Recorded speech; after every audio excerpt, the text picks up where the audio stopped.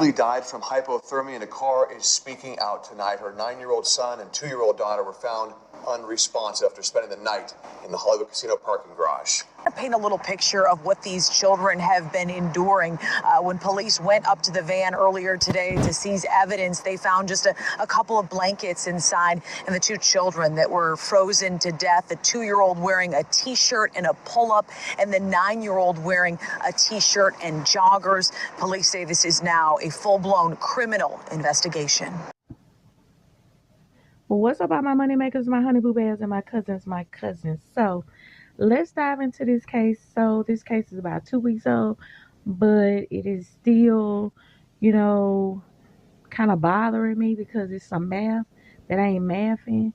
And so I just got a lot of questions, and I want to see what y'all had to say about it. So, let's check this out, and then we'll get down in the comments and do what we do. Months ago, I did have the opportunity to speak to Tatiana Williams, who lost her 9-year-old and her 2-year-old, also in the vehicle at the time, her 4-year-old and her 8-year-old. Also, Tatiana's mother and her 2 siblings, a 13-year-old and a 17-year-old, also stay in that vehicle. She tells me that she has been homeless for 3 months.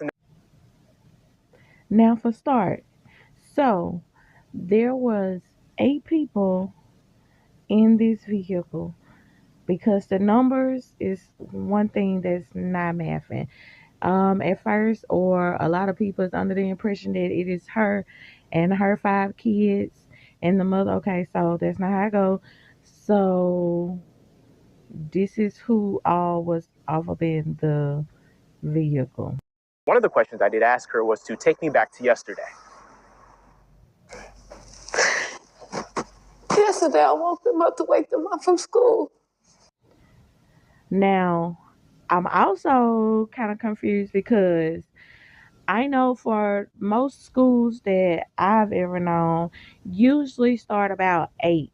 So that means to get the kids ready to go to school, you have to get up before 8. And sometimes you might be running a little late, because life is life, and I understand that.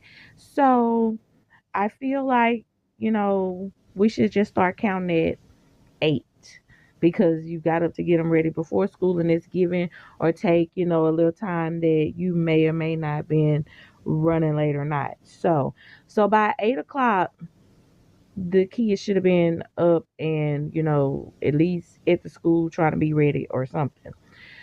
But the paramedics, 911 wasn't called until 1 o'clock. Female says child not breathing. They are car at Greektown Casino parking structure. Around 1 a.m. Monday morning, a gray minivan pulled into the Hollywood Casino at Greektown parking structure, parked on the 9th floor. Either it ran out of gas or had a mechanical issue, leaving the family of 6 without. The next thing that bothers me is why you were pulling into a casino at 1 o'clock in the morning on what would be considered a school night. And I kept saying, Freddie, please get up. Please. Please, for me, just get up. Don't do this to me. And I tried to give him CPR because I'm a senior and a medical assistant. I've been working there since I was 17. I tried to give him CPR, and I was just giving him CPR. I just kept saying, Freddie, don't leave me. Don't leave me, please. I saw the green and brown stuff come out of his mouth. I instantly rushed him to the hospital. Okay, so now here's where I'm confused. Again, like I said, I'm wondering, what time did you get up? Because these people weren't notified until 1 o'clock in the afternoon. Then you called a friend.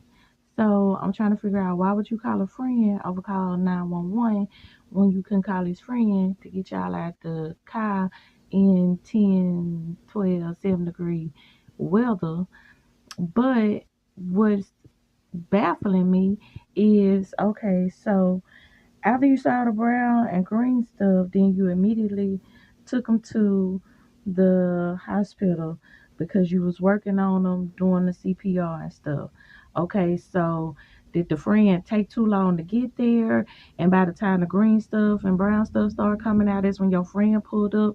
Because I'm trying to figure out how you could immediately go on and take him then if you had called for a ride. If your ride was there, how come you ain't stopped doing the compressions, get him in the car and take him on? Why wait until...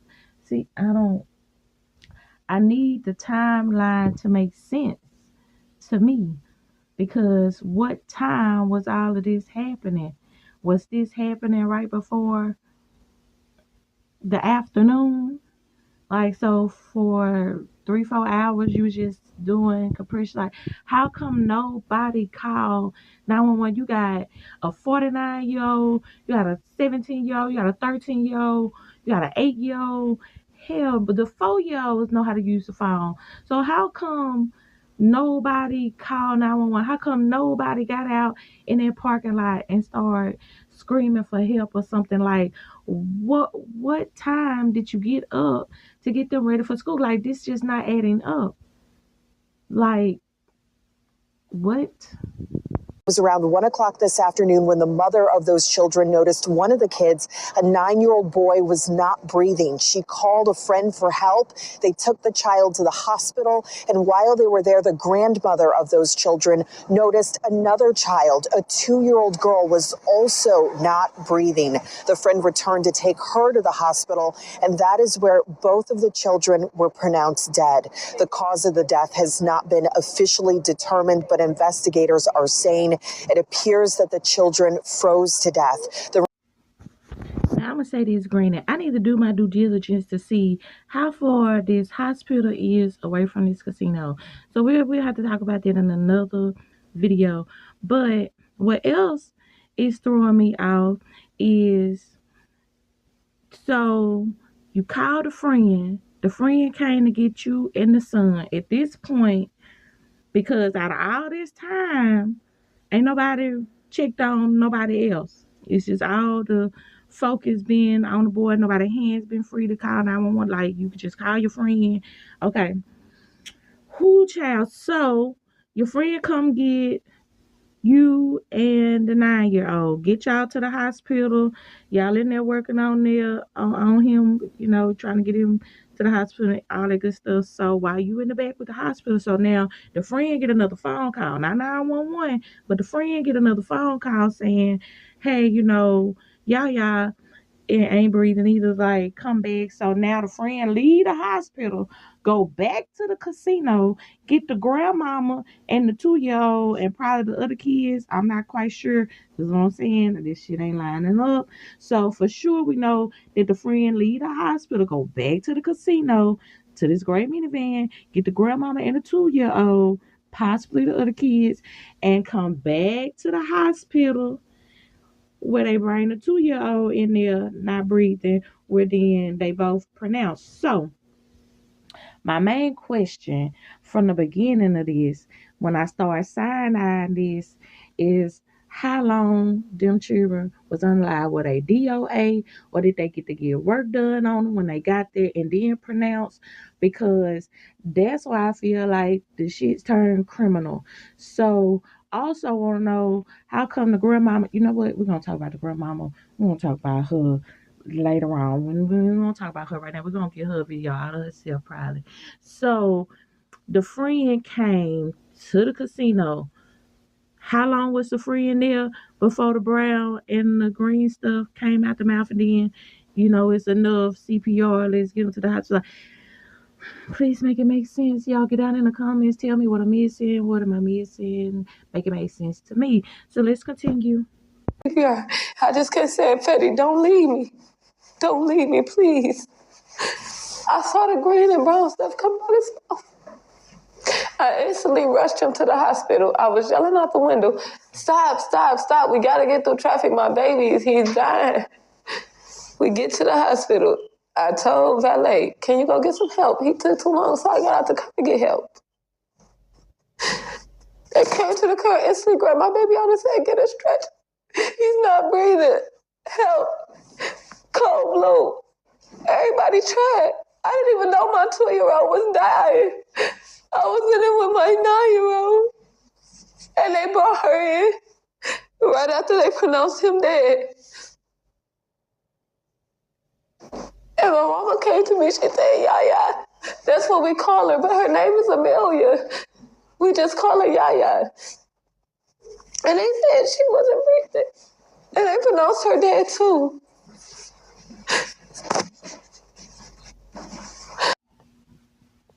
Okay, so look, y'all. At this point, I'm just really confused. So I have a lot of questions. So, you know, that is how they got to the hospital and this, then and the other. So now we're gonna listen to, the mama just state her case basically. And I have a few things to say about that as well. But you know how they do it in the movies, like we'll be back after these commercials. So we're gonna be back in the next part because I don't want this to like be super duper duper long. So y'all get down in the comments and let me know what y'all thinking about this case. How y'all feeling? If y'all got questions, let's ask them. Let's figure this thing out, because the main thing that was concerning me when I first got on this case and it first like just took off, I was like, when were the kids, like, were they DOA or were they worked on and then pronounced? You know what I'm saying? So that was like the main question, because I feel like something ain't right there. So, and then I also feel like, well, this is why the shit turned criminal. You know what I'm saying? I might have said it already, but it is just what it feels like. But anyway, yeah. So also I need y'all to do me a favor. If you here right now, then go on, hit that like button. Let's get in the algorithm streets. And then if you new here, what up? Welcome, welcome, welcome. Go on, hit that subscribe button and that notification bell. And if you are returning, what's up, my cousins? This your girl Money Stacks. I'm gonna see y'all down in the comments. I'm gonna see y'all in the next few parts, because we got a lot to talk about. We just chipping the iceberg right here. We gotta go way deep. So this your girl Money Stacks, and I'm signing out. Smooches. Peace.